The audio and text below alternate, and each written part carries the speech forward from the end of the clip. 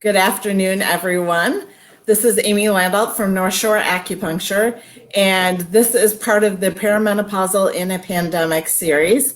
But if you are not perimenopausal, if you're not even a woman, this discussion applies to you regardless. So don't log out. So today we are going to be talking about tuning into your intuition, and I have a special guest with me that I will be introducing. Sonia, if you want to say hi. Hi, everybody. Hi. So let me give you some background on her. So Sonia Tully, and Tully is a good Chicago name, by the way. I am a Westerner. Is a fourth generation intuitive. She is a teacher and guide, and the daughter of the renowned spiritual teacher, Sonia Choquette, who actually I have taken classes with.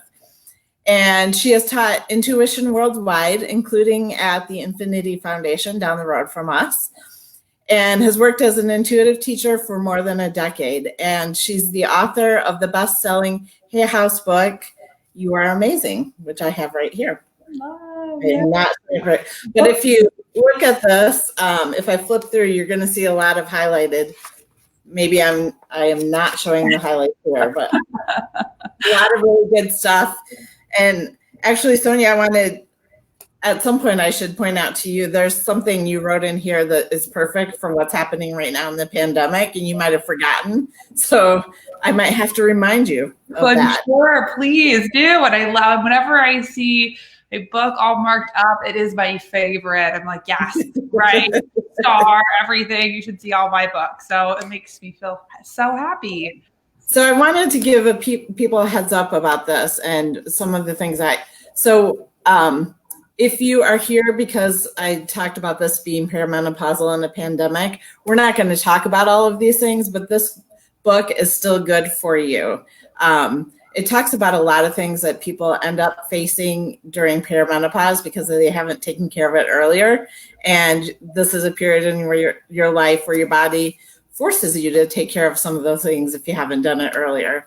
So there's good things for identifying and healing patterns that you have in your life, discovering what your wants and your needs are, and like how you want your life to feel, setting boundaries, processing emotions, all those things that you're going to hear me talking and other guest speakers talking about throughout the month. So while Sonia certainly is not in perimenopause yet, I'm anticipating, unless she has the really, really early onset, this book is still relevant for you. But I also invited a lot of the young people in my life to join me today. And this is a great book for you. So it is a lot of the principles that I talk about, but written more from your point of view, from someone that's younger who speaks like you, and this might be more relatable for you. So this, I think, is a good graduation gift I would recommend with all the graduations coming up. Just imagine if our young people tuned into their intuition now instead of waiting for their midlife crisis, like how much better the world would be. So I want to recommend it for that as well. Oh, thank you so much for that just beautiful endorsement. And I really love that, because I feel like a lot of times, I work with clients of all ages, and I feel like a lot of times when we have a midlife crisis or we start to wake up is when we start to recognize the places in where we've abandoned ourselves. And our intuition is such a beautiful.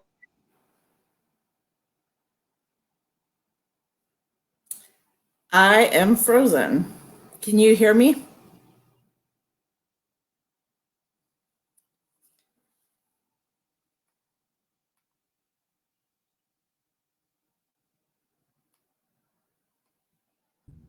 I think we're back. Yes. Okay. I'm not sure if you could hear me. I missed what you said, but one of the things I wanted to point out, and I think it might have been what you said, so I'm sorry if I'm repeating, but it's good to hear twice. And it looks like it was you that we couldn't hear. But for the young people that are on, if you do these things now, perimenopause will be minimal for you. So the reason people have issues sometimes in perimenopause is because we haven't addressed those things in our lives that we should have. We've ignored our heart. And so if you start taking care of those things early, then perimenopause won't be bad. And we always say that a good acupuncturist can tell you when they're meeting with you in your 20s and 30s how your perimenopausal transition will be, because they'll know where you might have issues or not. But if you want to repeat for us what you were saying, because it sounds like everyone missed it. Oh, I was just saying, you know, in terms of being able to use our intuition, you know, a lot of times, and especially so much, we live in a culture and a society that's so much inside out instead of from outside in instead of inside out, that it's really easy for us to ignore our intuition. And I believe as we get older, it's sort of like when we get to know ourselves is when we start to make those decisions and actually start to recognize what actually resonates and is our own truth. But I'm of the huge belief that intuition is innate, and that these are the ways that we can plug back into ourselves, into our own heart GPS of starting to navigate. So yeah, I love it, and I love this conversation too. Yeah, one of the things, my son is here because I wanted him to hear it, because I want him to start following you. But one of the things that you said is, and I'm kind of jumping ahead, but go for it. Spirit, which could be your intuition if you want to substitute that word, is a subtle voice. It is not going to be able to compete with your cell phone, computer, iPad, or the news, especially the COVID-19 news. Yeah, well, see, the thing is, I think of intuition as the act of deep listening. So, and what I mean by that is by being able to listen to sort of the whispers of your soul, of the places that really resonate in your body. You know, intuition resides in our physical bodies. That's why it's so important for us to be able to move and have a conversation and a connection with that. And so we have, you know, our world that loves being busy, which is in another way why we have, we're in such a special moment right now where everything has sort of slowed down, is that our intuition isn't going to compete with all of that noise. So we have to just practice creating little bits of space to tune back into ourselves. And the thing is it's innate. It's not something that's outside of us. I think a lot of times people think of spirit or intuition as something that's out here, but we always say in my family that the call is coming from inside the house, like inside your own little heart phone. And that's where we can start to pick it up and listen to it and recognize and trust ourselves. And so you said create a little space, and for some people they think meditation right away, but you give some other alternatives or things that you can do to make it easier to sit in quiet. Can you give some other suggestions for creating that space? Yeah. So there are so many different ways that we can create space. A lot of times, like you were saying, people go immediately to this idea of meditation and sitting for long periods of time. But for me, one of the tools that I use every single morning as a way to just start to anchor into my own spirit. And I feel like, think of that as your own essence of who it is that you are. You know, I even just put before, right when I even open my little eyes, I just like when I wake up, I even put one hand on my heart and another hand on my belly. And even just start to take a few deep breaths, because that helps to anchor me into my own unique vibration. You know, and even there, we start to become more sensitive to ourselves, more sensitive to our emotions, more sensitive to how things affect us, and start to listen here instead of just here. You know, another great way, you know, movement is so important. We otherwise we become energetic landfills, and that's where we can get into a lot of anxiety and overthinking. So maybe meditation could be a way. Moving of any part, like any sort, is really helpful. So going for a walk or dancing or moving, even of just having a super simple question that I was taught from my mom, who learned from my Nana. I'm a fourth generation of, what does my spirit say? Because even when we start to do that, it creates an opening where we start to listen. It's like, I wonder what my spirit says. And even just starting to have that be a place that can pop in. Yeah. This is kind of jumping to my next question, but one of the things I learned from your mom that was helpful, I'm in my head a lot. And so she has a lesson where she talks about checking in with your heart and your gut, but still not ignoring your head. So one of the things she suggested was kind of giving everyone time to have an answer. So, mind, what do you think? And then heart, what do you think? And gut, what do you think? So checking in with all three, I think, is. Yeah, I love that. And the thing that I've learned and know is that our head, our intellect, is actually supposed to be best friends with our intuition. So let's say we get an intuitive guidance to hike Mount Kilimanjaro. It drops in, we're walking, my spirit says, usually it doesn't have to be that big of a deal, but let's just use it for this example. Your intellect, your head, will be the one that will help you make the plans, to book your plane ticket, to book your hotel, to get you there. So our intellect is meant to, like I said, be best friends. And like you said, a really beautiful tool that I've learned, and that you obviously learned in my mom's class, which I love all the time, is you can even say, if let's say you're wrestling with a question that you want intuitive guidance on, you can say, my head says, and put a timer on your phone for 5 minutes and just let it go. My head says, this is impossible. My head says, I can't. My head says X, Y, and Z, until you sort of empty the garbage.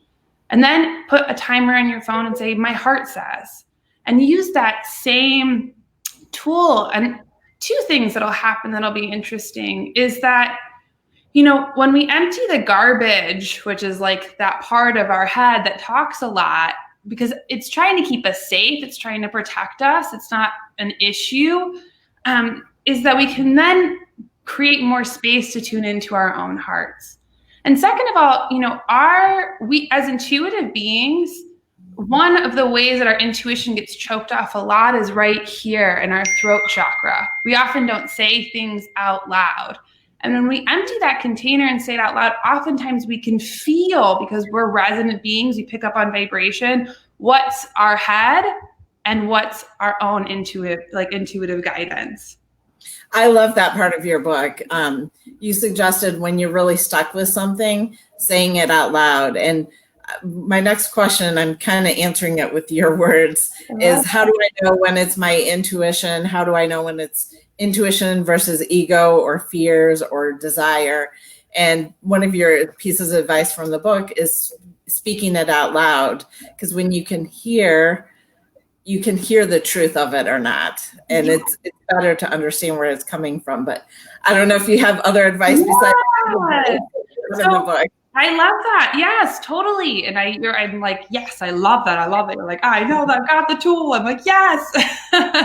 So, the way that I like to think about it is, and the way that I've been taught, is we have our egos. Oftentimes, that's a place of our sense of identity. And it's not a bad thing. A lot of times in spirituality, we hear like, kill your ego. No, we love our ego. Our ego is an important part that helps to differentiate us between the speeding bus that's coming down the block. But our ego, we want to think of it as our pet, that's in service to our spirit, that helps us. A good ego will help us with good boundaries, what we're available to. Egos talk a lot in stories. That's how they make sense of the world. And a lot of times, the way that I think about it is that it's sort of like looking through a peephole. That's how much information they have. And a lot of times our egos repeat the same stories over and over and over again. This is oftentimes where we can even see sometimes our woundings. I never get help, not available, blah, blah, blah. And, our ego too, when we feel it, almost feels like a little rotisserie chicken on a spit. Goes around and around, around, around, around. Then we have our intellect. Our intellect is linear. It goes A, B, C, D. And it helps us to organize the world around us. We love our intellect. It's super important.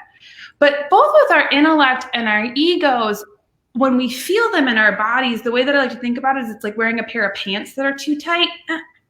Our intellect talks a lot. It says a lot. It talks a lot. And our egos tell a lot of stories, But our intuition resonates and opens everything up. Our intuition isn't verbose. Intuition doesn't talk a lot. It's a resonance. It's how we can feel it in our bodies. And it is grounding and affirming. And it's simple. It's never complicated. It's really oftentimes super simple and just pops in. And that's where we can start to check in. How does this feel in my body? And the more that we can anchor in, and if you're not sure, think about all the times that your intuition showed up. It'll help to A, remind you that you're intuitive, and B, help you to start to pay attention to how it felt when you received it.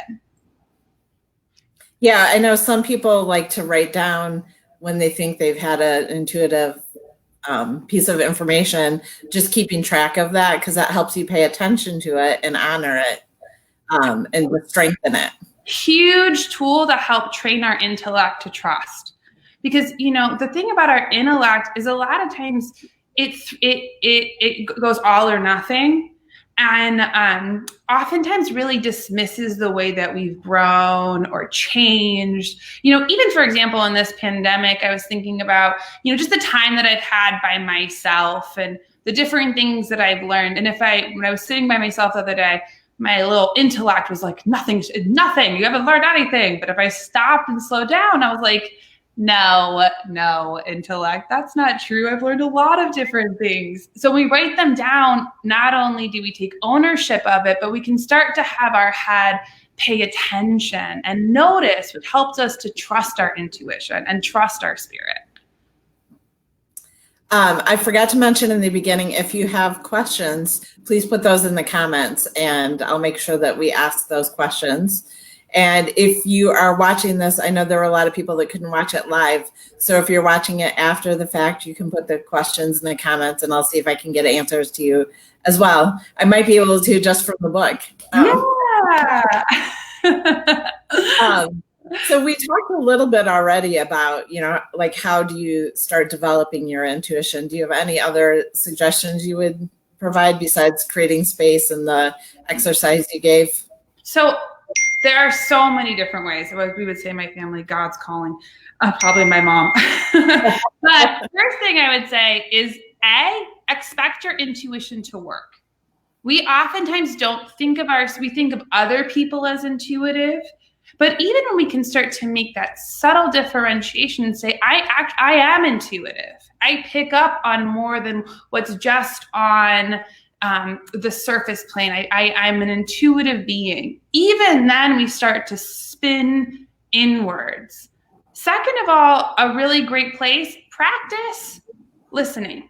And that can be hand on your heart, hand on your belly, and even of just starting to recognize that you are a spirit, that you have just even that sensitivity.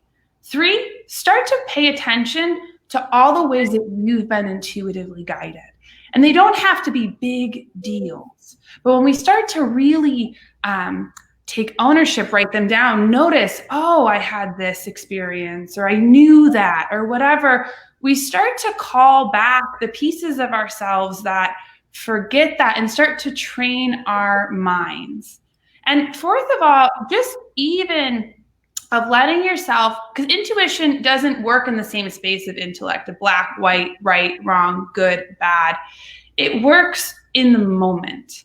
So of even just making a question of starting to ask your intuition and so for example, you could even say, what does my intuition want me to have for dinner?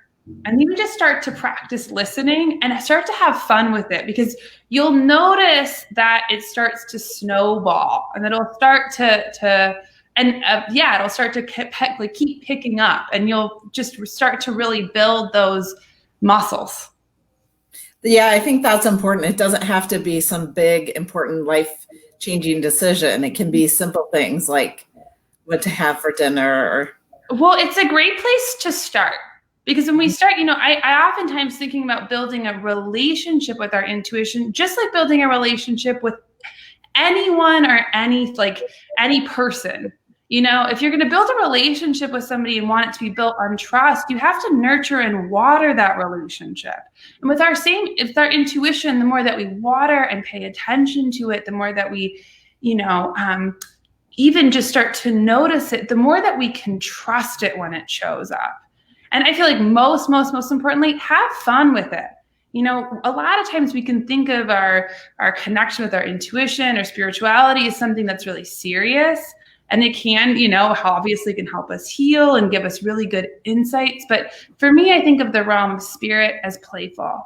So another really great way, think about all the things that you love, because that drops you into the present moment. And that is a really beautiful way that we can open up to our intuitive guidance. Yeah, that is literally my mom. I think that's great, especially sometimes as a lot of people that are on our mothers, and we might not have prioritized ourselves, and we might have forgotten about some of those things. There's my mom. We didn't prioritize me right now. She's like, "Where are you, honey?"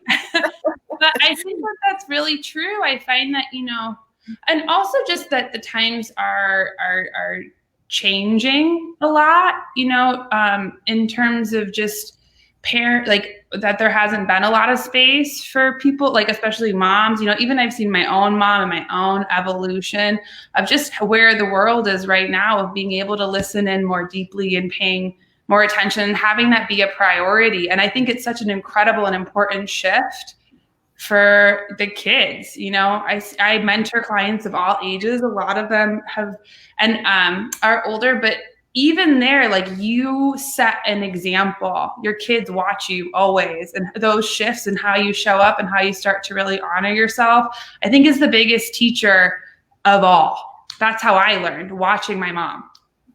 Yeah, and I think you talk about this in the book, and my son will definitely affirm this, but when I do too much for them and I'm not honoring myself and what I'm really willing to give, I start to resent them, and I'm doing things that they might not even really want. So they don't appreciate it because they don't need it. And I'm getting resentful because I'm doing it, and it just creates a snowball. So even learning to honor yourself and your desires that way is important too. Absolutely. And, the thing too that I find is that as empaths, as intuitives, as people that are sensitive, we can be really sensitive to the people around us. And I find that that's one way that our intuition gets misused.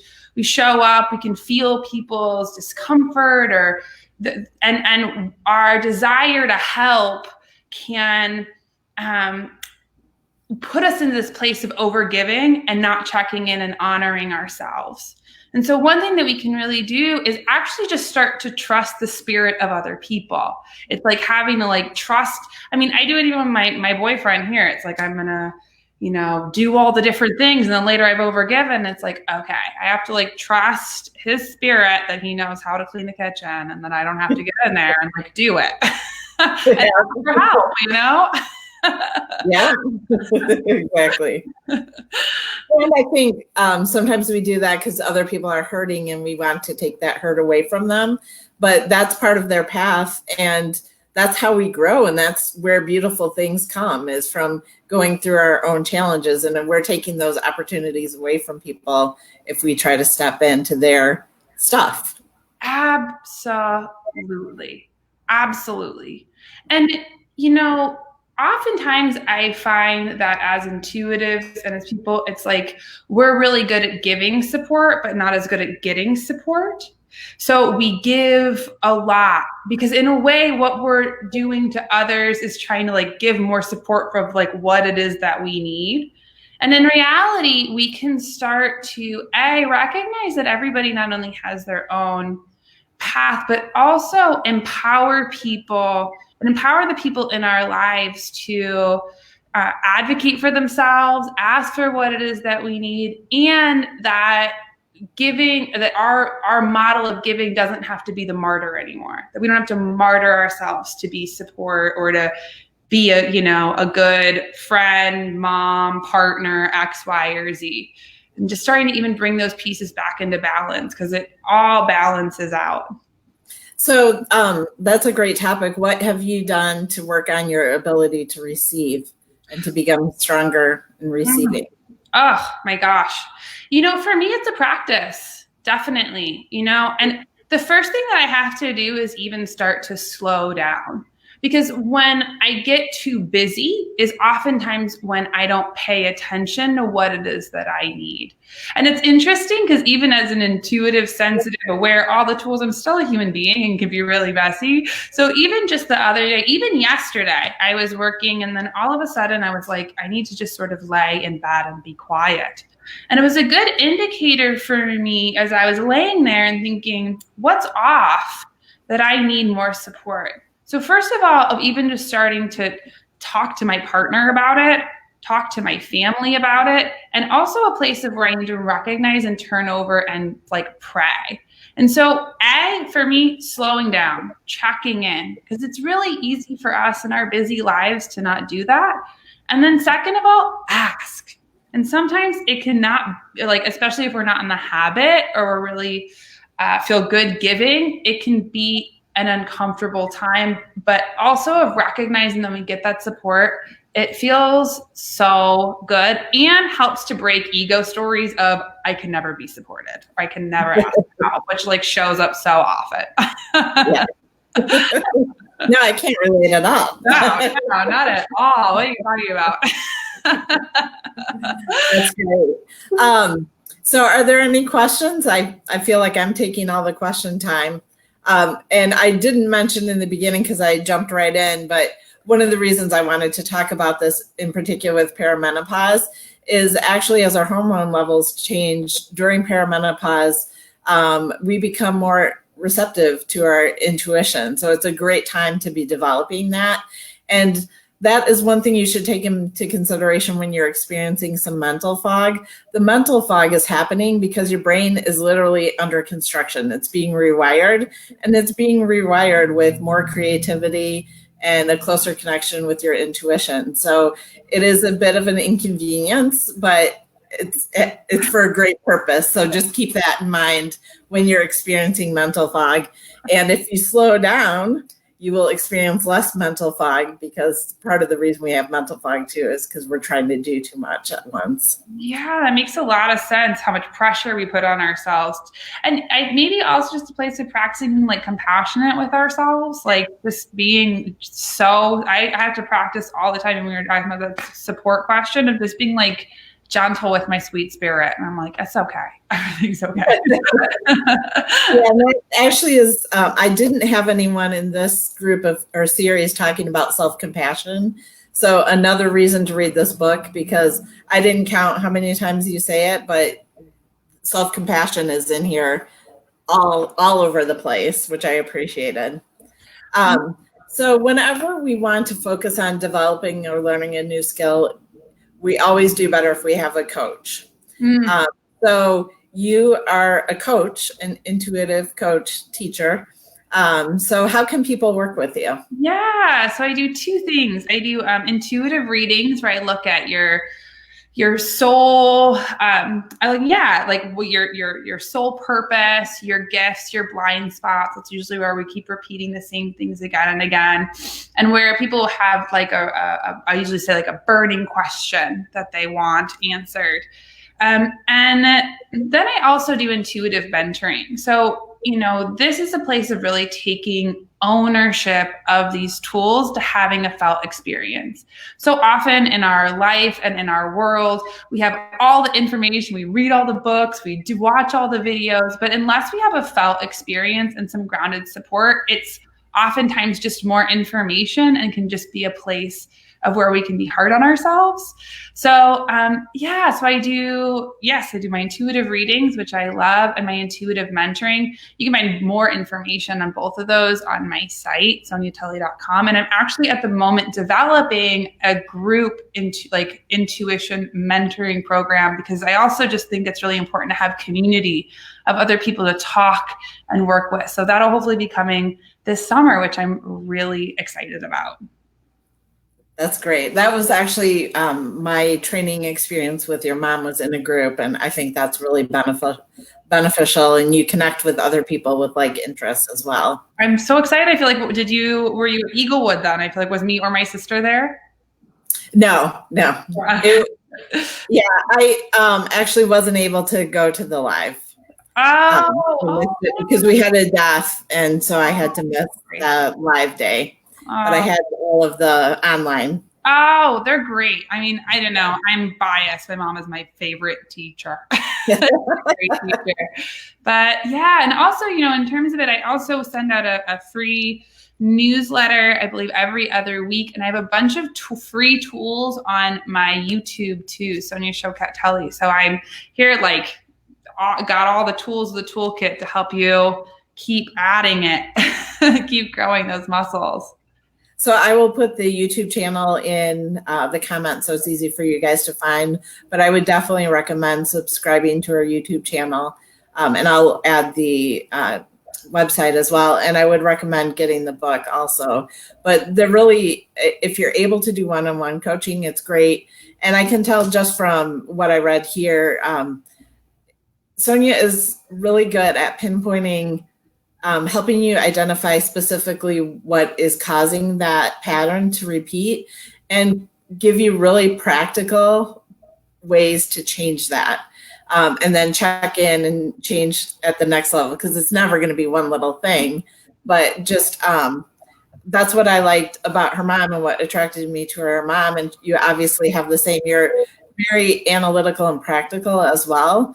And so there's just practical, easy day-to-day things that you can do, including where you talked about the healing patterns. Like, it's just a really simple process that for people like me, like I didn't learn a process like that. We never talked in my family about here are issues that we have and how we go about healing those. So having instructions that I can learn for myself and share with my kids is just priceless. Oh, I love hearing that. That's so, because and what's so wonderful is, is in getting the tools and recognizing that we're our own self-healers, that we can change our own matrix, but where we just need some good support, and that it's not complicated. We know how to heal. Our bodies know how to heal. We know what we're doing, but we just oftentimes need a new paradigm or a new perspective that we wouldn't be able to get within our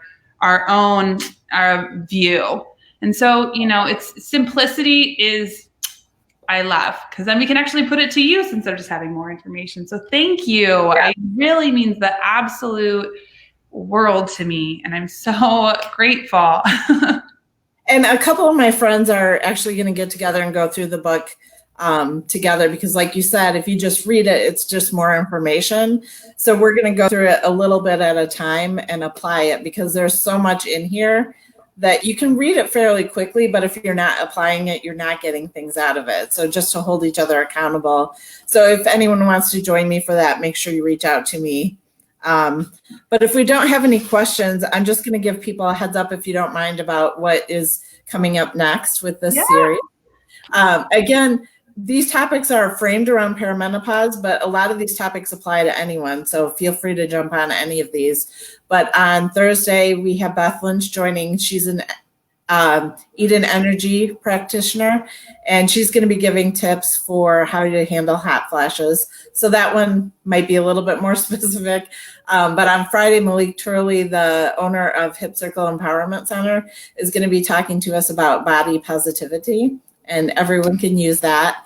And then next week, we have discussions about joint pain and managing joint pain, uncovering your inner queen, which is going to be a lot of the topics that we talked about here too in the book, movement, and I feel like I'm missing something. But it's great. And the whole schedule is out there. So I apologize to whoever I missed. I know. It's a very important one. You talked about a lot of times our intuition is stuck here. So on Thursday, we're going to be talking about finding your voice and speaking your truth. So again, a topic that is relevant for everyone. So make sure you check the schedule and join for those. But Sonia, thank you so much for taking time with us today. I really appreciate it. This was great. Thank you so much. And also, I just forgot, I'm offering a free online workshop on this Sunday, which you can find on my Instagram, which is 1 hour long on finding your spirit type and finding ways to nurture your spirit. It's like an hour-long workshop, and I'm going to record it and send it. So feel free if you're interested to get some more tools. But thank you so much for having me. All those topics sound wonderful. Especially I love like the inner queen, love that. And your voice, love that. Yeah, I'm excited. Me too. Well, thank you very much for joining us. Everyone have a great day. Thank you.